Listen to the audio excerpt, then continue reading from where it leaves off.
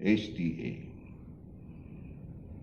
Dan yang terakhir, setahun selepas itu, ialah penubuhan NRDA, Northern Region Development Agencies. Dan kita bersyukur kepada Yang Amat Berhormat Ketua Menteri kerana ketiga-tiga agensi ini telah pun diberi peruntukan over and above the normal budget sebanyak 1.5 bilion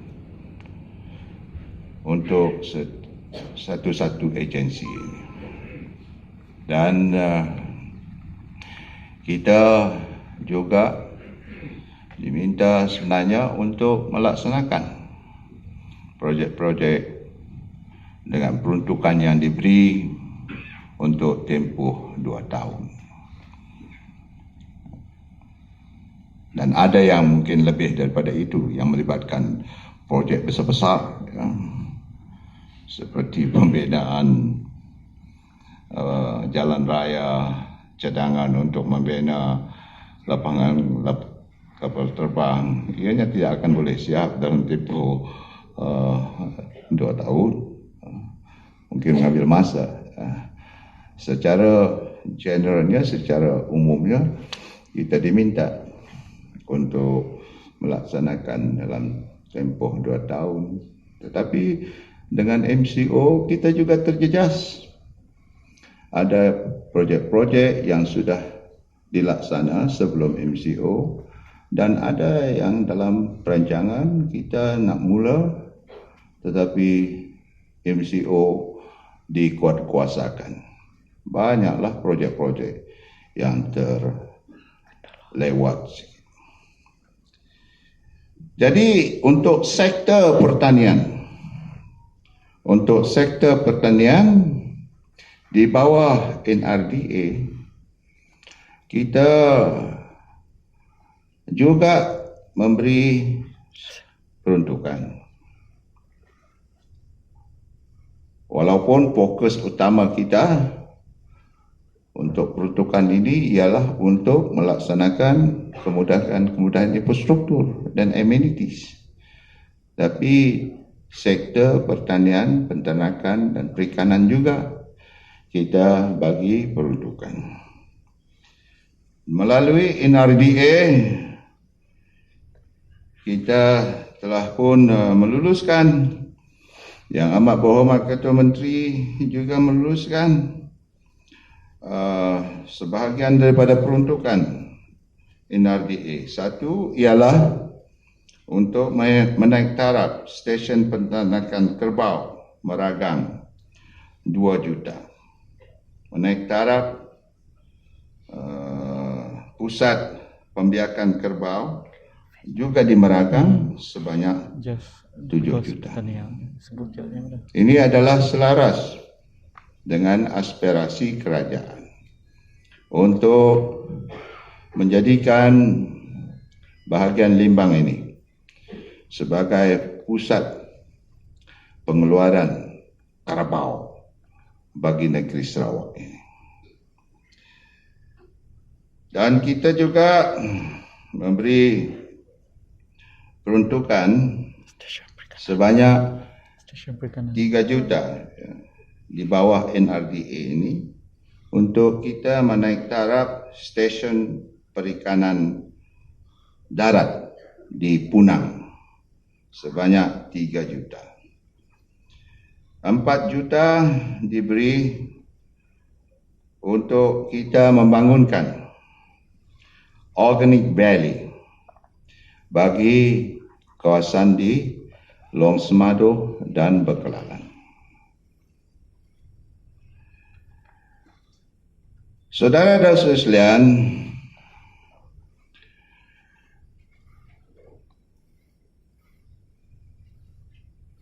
tumpuan kerajaan negeri untuk memastikan pembangunan yang menyeluruh dan kita mahu mencapai status negeri maju dengan berpendapatan tinggi menjelang tahun 2030. Di antara sektor yang ditumpukan ialah sektor pertanian, peternakan dan perikanan. Kita mahu memodernkan lagi sektor ini. Kita mahu melihat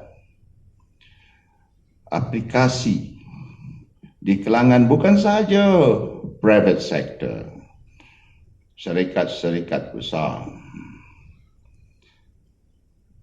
Ianya diharap akan melibatkan kita,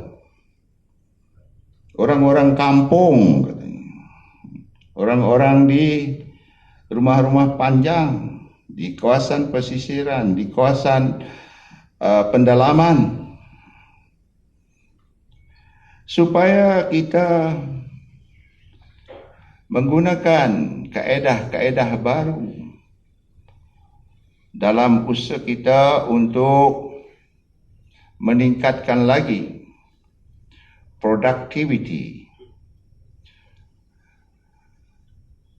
daripada sektor pertanian, peternakan dan juga perikanan kita ini.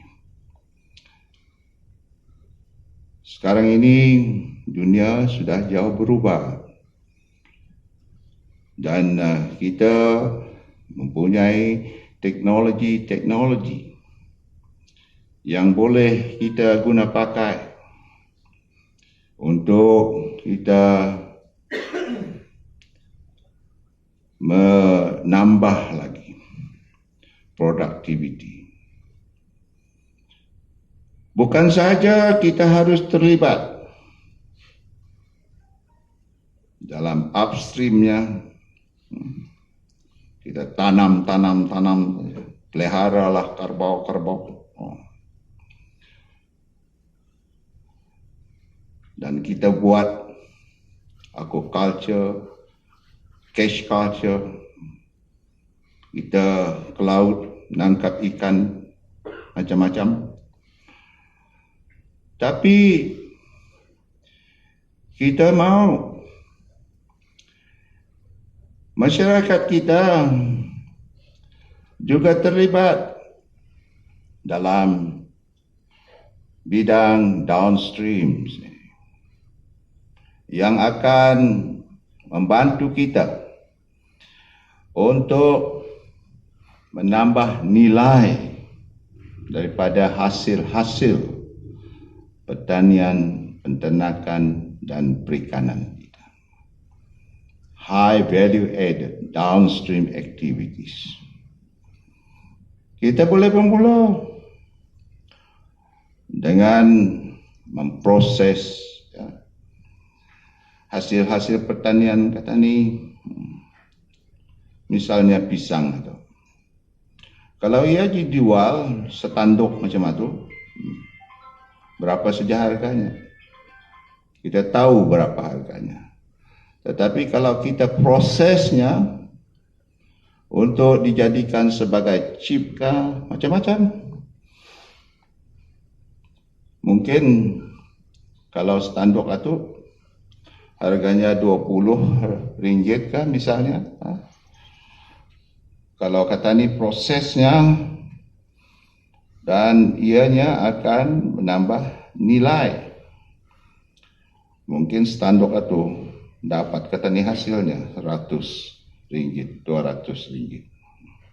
Atau tak yang kata ni mau masyarakat kata ni terlibat. Dan ini boleh kata ni lakukan. Jadi para petani, penternak kita, para nelayan kita harus membuat perubahan dari segi cara kita melakukan kerja-kerja petani. Dulu macam-macam petani lakukan mengikut keadaan yang ada. Dulu lain, tidak banyak bantuan-bantuan macam mana.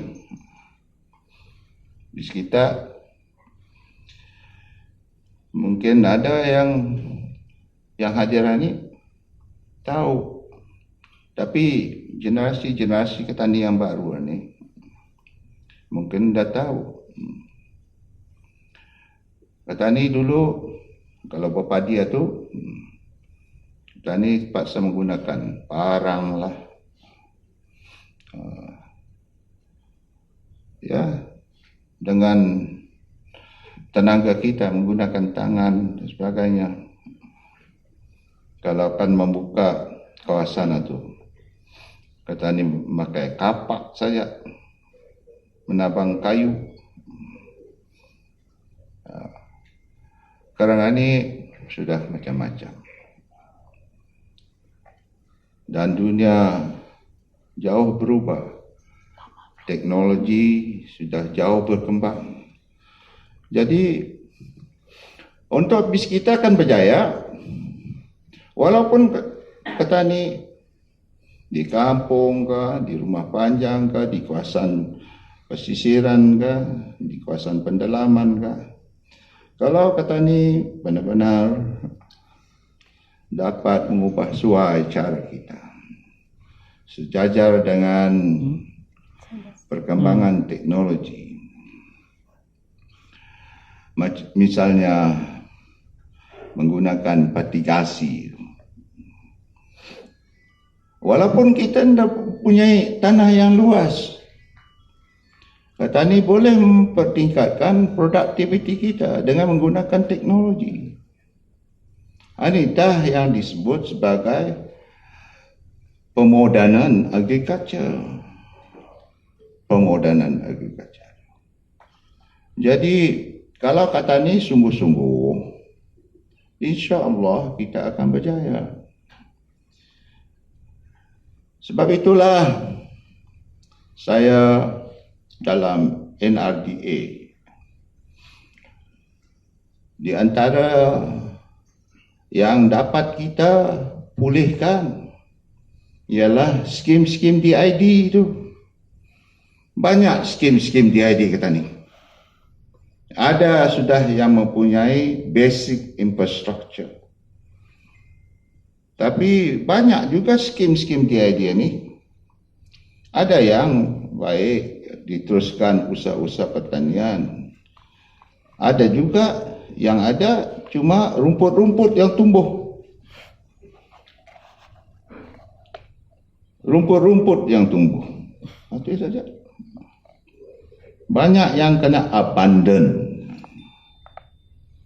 Sedangkan basic infrastructure-nya sudah ada. Dan apatah lagi dengan teknologi-teknologi baru ini. Saya melihat ada tempat-tempat yang tidak besar tanahnya. Kali besar macam mana saja luas kawasan Dewan ini. Diorang menggunakan teknologi yang baru. Diorang tanam cabai.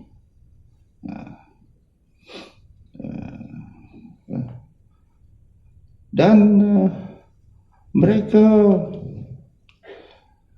mendapatkan hasil yang tinggi dan mendapatkan pulangan yang tinggi.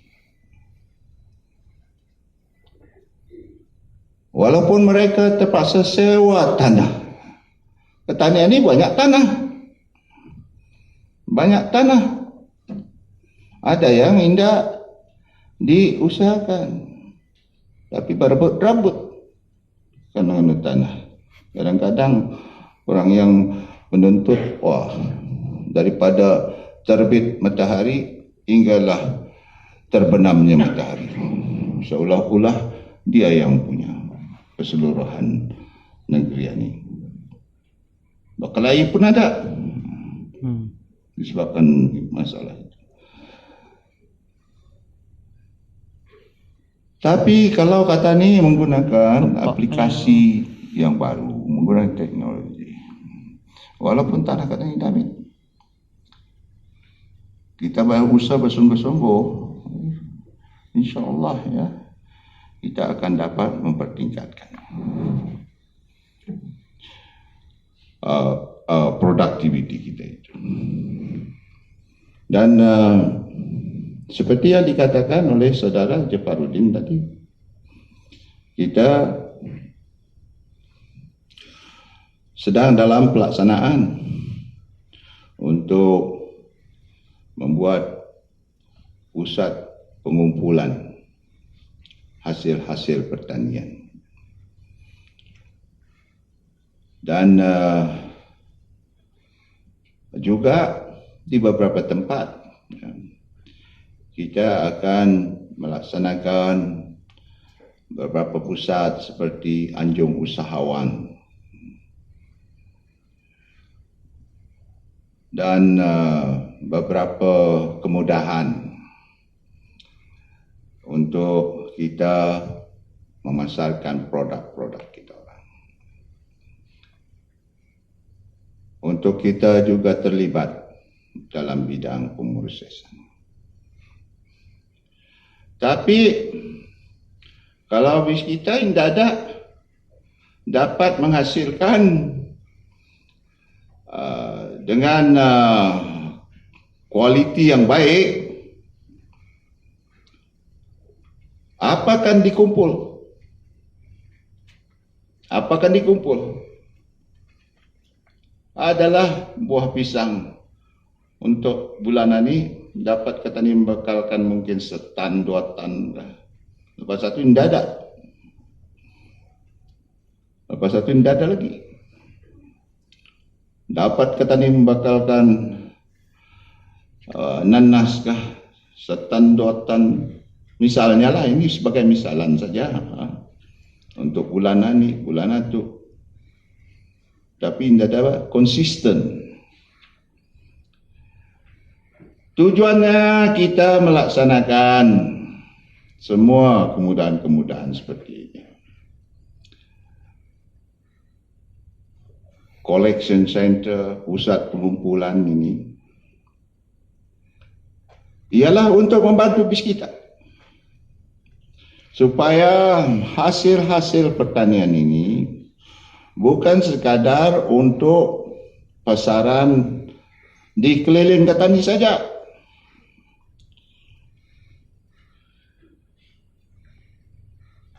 Agar kita dapat menembusi pasaran yang lebih luas. Bukan saja kata ni dapat jual ke negara Brunei Darussalam.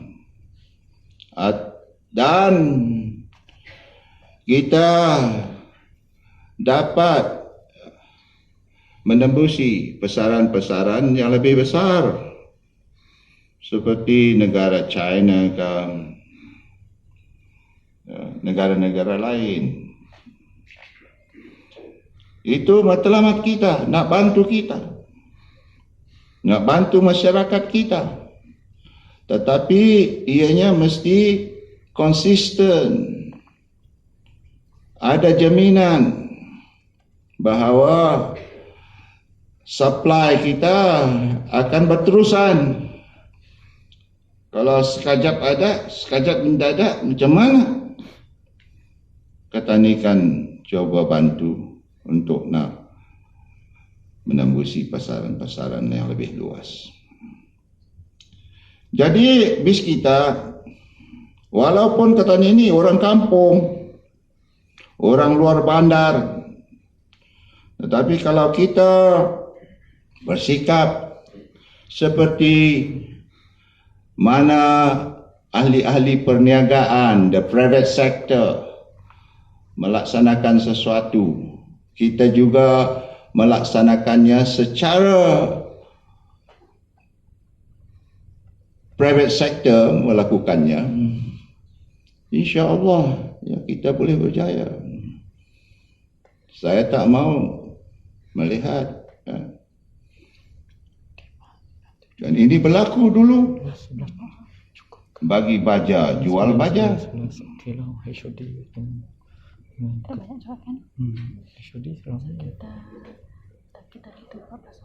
Ada berlaku. Bagi baja, jual baja. Sebenarnya untuk membantu supaya meningkatkan produktiviti kita. Zaman sudah berubah. Tidak ada sektor yang akan menurun.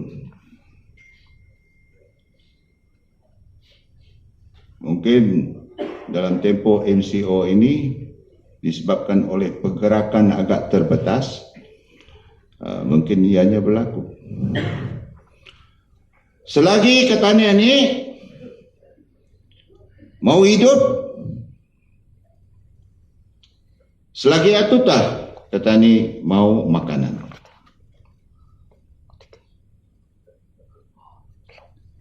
Kita mau udara bersih, makanan. Penduduk dunia akan bertambah.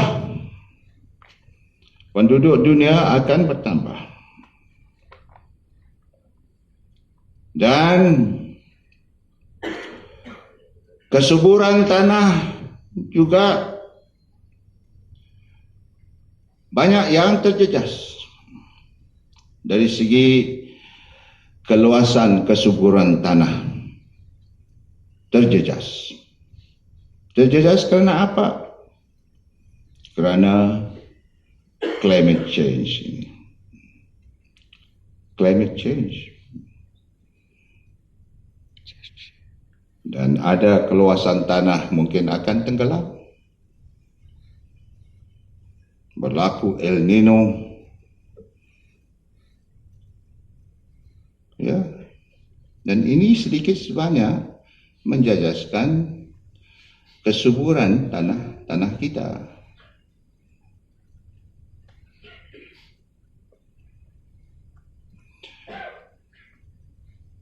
Dan disebabkan oleh climate change, the iceberg itu mungkin ada yang hancur, dan ini meningkatkan water level yang dulu tanah, tapi disebabkan water level meningkat, ada yang dari segi itu kekurangan lah tanah-tanah untuk kita ni bertani, untuk pembangunan lain. Jadi ini tidak akan menghalang kita,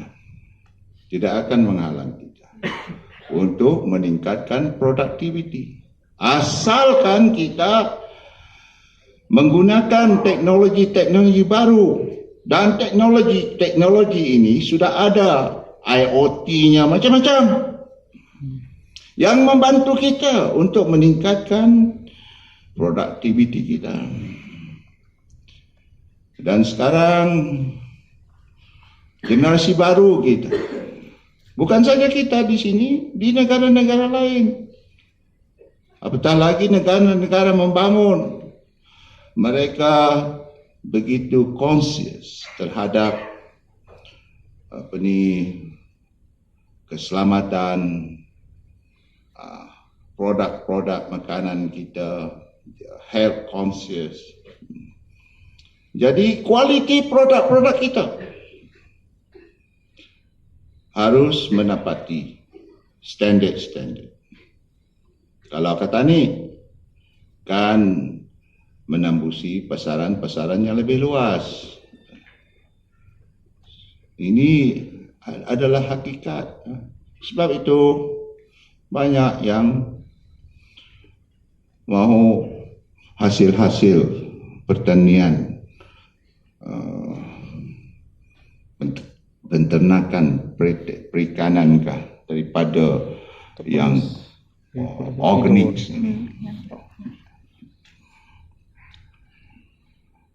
kalaupun kata ni kan masuk pasaraya pun, untuk produk-produk katanya itu dijual di pasaraya. Itulah yang diutamakan dari segi kualitinya itu, kualiti produk-produk. Jadi penduduk dunia bertambah,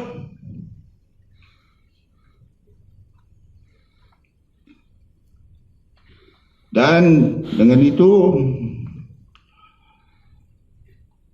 sektor makanan ini ia tidak akan berkurang. Manusia memerlukan makanan untuk hidup.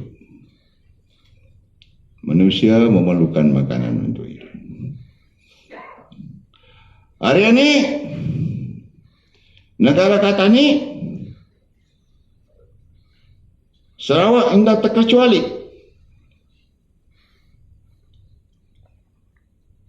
Bil import makanan tinggi juga. Tinggi. Macam-macam juga yang kata ni import. Cik Farudin?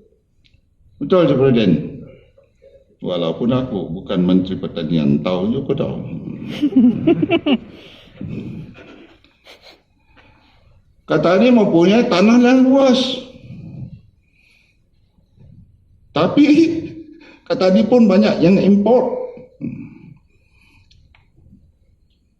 Negara macam tu termasuk kata ni di Sarawak.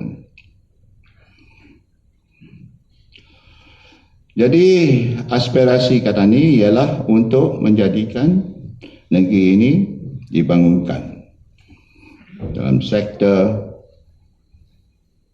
pemodenan pertanian,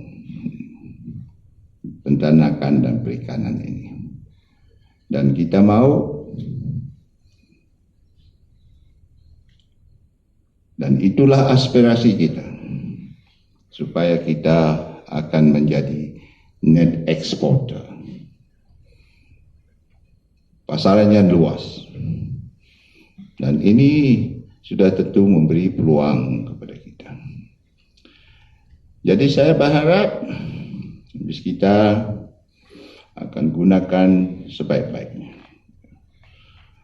segala bantuan ini. InsyaAllah ya, kita juga akan memberi bantuan dari segi kemudahan-kemudahan untuk para petani, para nelayan petani. Banyaklah orang jumpa aku, jumpa Dio. Ada yang ada ampit, ada yang tidak ada ampit. Terutama sekali untuk enjin sangkut. Untuk enjin sangkut. Macam-macam. Aku sudah berapa tahun meminta, tidak dapat. Kadang-kadang riuh sekampung. Minta. Jadi insyaAllah ya, kerajaan negeri telah pun memberi peruntukan untuk membantu para nelayan kita, terutama sekali untuk membantu dari segi peralatan. Yang utama ialah dari segi enjin sangkutan ini. Kerajaan negeri telah pun memperuntukkan sebanyak 20 juta. Ya. Dan kita pada dalam NRDA juga. Ya. Untuk kawasan Limbang dan Lawasan ini, kita juga memberi sedikit peruntukan untuk membantu. Ya. Kita akan bekerjasama dengan Jabatan Pertanian. Kita akan koordinat.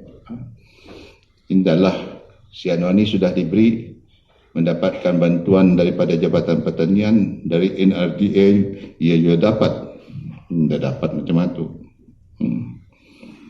Jadi kita akan koordinat, kita akan bekerjasama.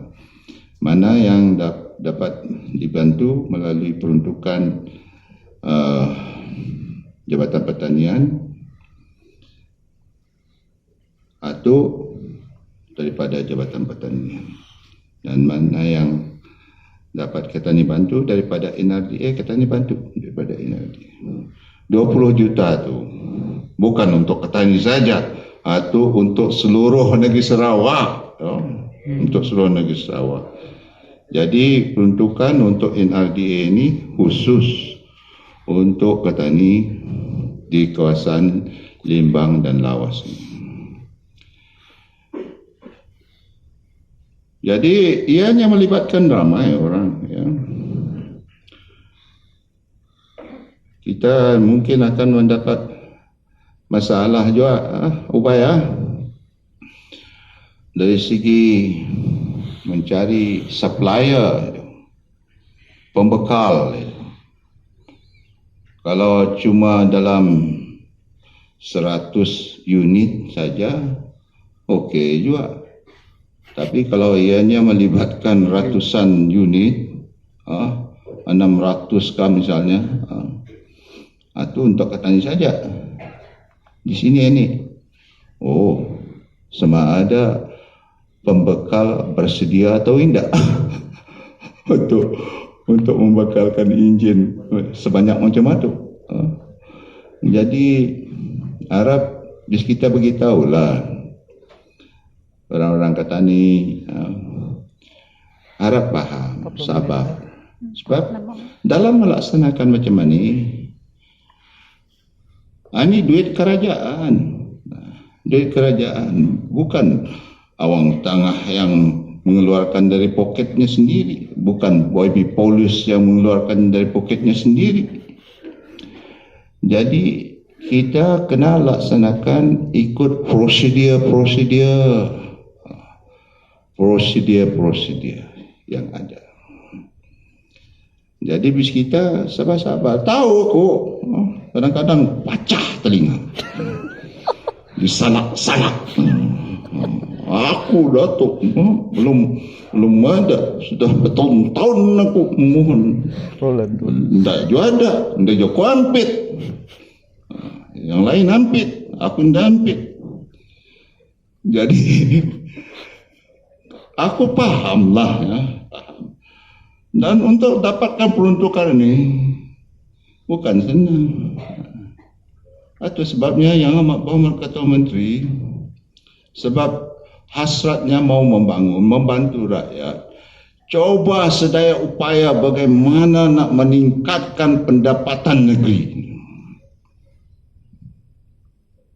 Ya, coba sedaya upaya. Fikir siang malam macam mana untuk dapat pendapatan yang lebih, supaya Ketani dapat membantu masyarakat Ketani. Jadi harap kita orang faham, harap masyarakat Ketani faham. Kita berusaha dalam lingkungan yang dapat kita usahakan, dan kita macam Ketani ini untuk menghapuskan COVID-19 ini, kita mesti mengamalkan SOP-nya perlu. Begitu juga pelaksana ini, mereka terpaksa patuh kepada prosedur. Procurement prosedurnya macam-macam. Ada yang dapat kita cepatkan, ada yang dapat yang mengambil masa. Macam aku rapatkan tadi tu. Ya, peruntukan sudah ada. Kalau tidak ada COVID-19 ini, mungkin kata ini cepatkan untuk membeli enjin ini. Tapi kata ini cepat cari siapa yang supplier yang dapat membekalkan ratusan unit enjin. Kalau cuma 50 ke 100 kah mungkin mudah. Tapi sekaligus, kita mau dengan jumlah tuan ini susah itu katanya. Fahamlah. Jadi kita harap kita dapat sebarkan. Dan terima kasihlah. Ini harian ini cuma 120, 120 lah. Jadi kalian kata buat program lagi untuk sampaikan bantuan-bantuan ini. Di Lawasan ini 2.000 lebih kan? Hampir 3.000. Gunakan bantuan-bantuan ini dengan sebaik-baiknya. Bukan untuk siapa-siapa. Ini untuk diri Katani, untuk bantu meningkatkan pendapatan keluarga Katani, dan untuk membantu negeri supaya aspirasi kita tercapai untuk menjadi pengekspor barang makanan. Tidak payah Katani kan import barang makanan, supaya ada food security kita juga akan dapat kita usahakan ya, dengan sebaik-baiknya. Itu saja. Terima kasih. Lepas ini apa ada program lagi ke Ulu Merapok. Kalau kan kita kan mendengar cakap kadang-kadang mengarut jadinya. Sekian, wabillahi taufik wal hidayah. Assalamualaikum warahmatullahi taala wabarakatuh. Waalaikumsalam warahmatullahi wabarakatuh.